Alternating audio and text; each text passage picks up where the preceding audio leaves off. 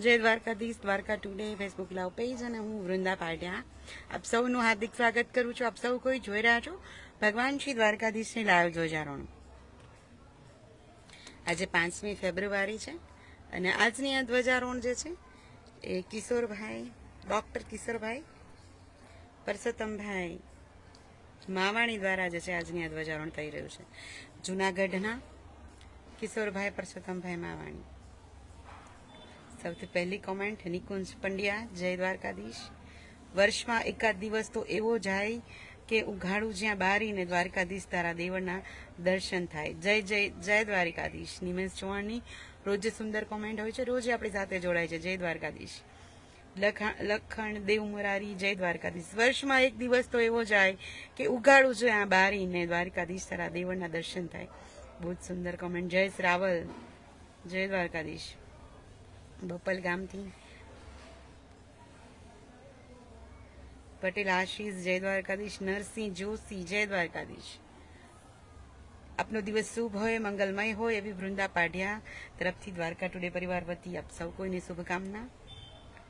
નિકુંજ પંડ્યા, જય દ્વારકાધીશ. જે લોકો પણ મારી સાથે જોડાયેલા છો વિડીયોને વધુમાં વધુ શેર કરજો. વિરાટભા, જય દ્વારકાધીશ. ચિરાગ ચાવડા રોજ આપણી સાથે જોડાય છે આણંદથી, જય દ્વારકાધીશ. આપના ફેમિલી ગ્રુપની અંદર આપના ફ્રેન્ડ્સ સાથે વિડીયોને શેર કરજો. જામનગરથી રાકેશ પંડ્યા, જય પટેલ, જય દ્વારકાધીશ. સર, વાત કરીએ ભગવાન શ્રી દ્વારકાધીશના દિવ્ય નામો અને ગુણો સાથે, જેમાં આપણે 66ના શ્લોક પર છીએ. સ્વક્ષ સ્વંગ સતાનંદો નંદિર જ્યોતિર ગણેશ્વર. સ્વક્ષ, અક્ષનો અર્થ થાય છે નેત્ર. આપેલા પણ પુષ્કરાક્ષ આવી ગયું, કમલાક્ષ આવી ગયું, લલિતાક્ષ આવી ગયું, કે ભગવાનની આંખો બધા સિમિલર શબ્દ આવે છે, સમાનાર્થી શબ્દ આવે છે. કે સ્વક્ષ એટલે ભગવાન સુંદર નેત્રો વાળા છે. કમલ નયન ભગવાનને કહેવામાં આવે છે, કે જેવી રીતે એક બંધ કમળની કડીઓ હોય ને એવી ભગવાનની જે છે આંખો છે.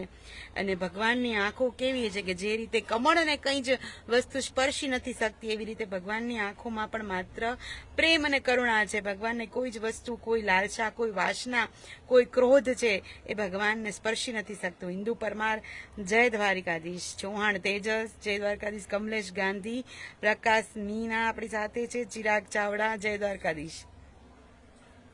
તો ભગવાનની સુંદર નેત્રો, સ્વચ્છ સ્વંગ, ભગવાન કેવા છે સુંદર અંગો વાળા. ભીષ્મ પિતામાં જે છે કે જેમણે પોતાની 5 પેઢીઓ જોઈ હતી, તો એવું કહે છે કે મેં મારી 5 પેઢીઓ જોઈ, મેં આર્યવ્રતની અંદર આટલા રાજાઓ જોયા, પણ કોઈ એટલે કોઈ જે છે એ કૃષ્ણ માફક સુંદર અંગો વાળા નથી. કૃષ્ણની અંદર જે શોભા છે, કૃષ્ણની અંદર જે આભા છે અને કૃષ્ણના જે શ્રી અંગો છે, શુભ અંગો છે, એના જેવું કોઈના શુભ અંગો નથી, એવું ભીષ્મ પિતામાં કહે છે. સ્વંગ છે, ભગવાન સુંદર અંગો વાળા છે, મનમોહક છે, મનભાવન છે. ત્યારબાદ સતાનંદ એટલે ભગવાન અનેક પ્રકારે આનંદ આપનારા છે.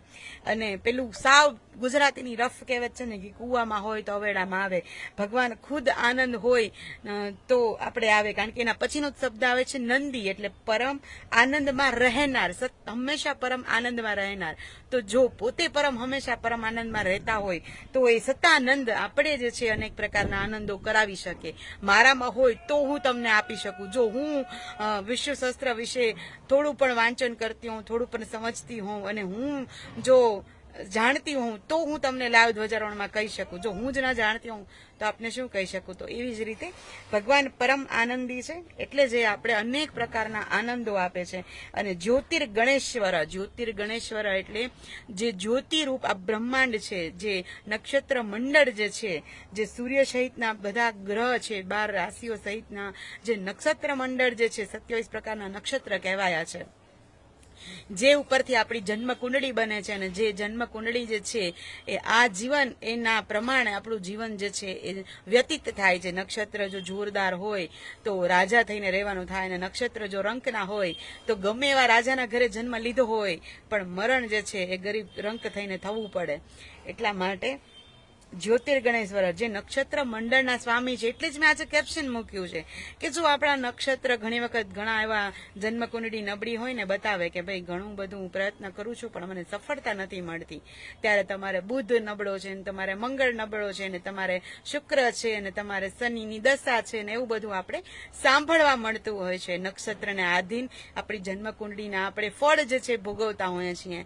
પણ ક્યારેય આ વાતનો અફસોસ ન કરવો, કારણ કે નક્ષત્રના સ્વામી શ્રી હરિ વિષ્ણુ છે. એનું નામ જપ કરવું, એના દર્શન કરવા, એને પ્રાર્થના કરવી, જો એની કૃપા હશે તો ગમે એવા શનિની દશા હશે કે ગમે એવો મંગળ નડતો હશે કે ગમે એવો શુક્ર નીચનો હશે કે ઉચ્ચનો હશે, એની અસરો જે છે આપણે નહીં નડે. પણ એના માટે ભાવથી ભગવાનને ભજવા પડે. તો નક્ષત્ર મંડળના સ્વામી જે છે એ ભગવાન શ્રી હરિ નારાયણને કહેવામાં આવ્યા છે કે જે જ્યોતિર્ગણેશ્વર છે, એટલે જે બધા જ નક્ષત્રોના ગ્રહોના જે છે સ્વામી છે. ભગવાને ગીતાની અંદર કહ્યું છે નક્ષત્રાણ અહમ ચંદ્રમાસી, એટલે હું ચંદ્ર છું નક્ષત્રની અંદર. શશી નક્ષત્રનામ અહમ શશી, એટલે હું જે અહમ ચંદ્ર છું નક્ષત્રમાં.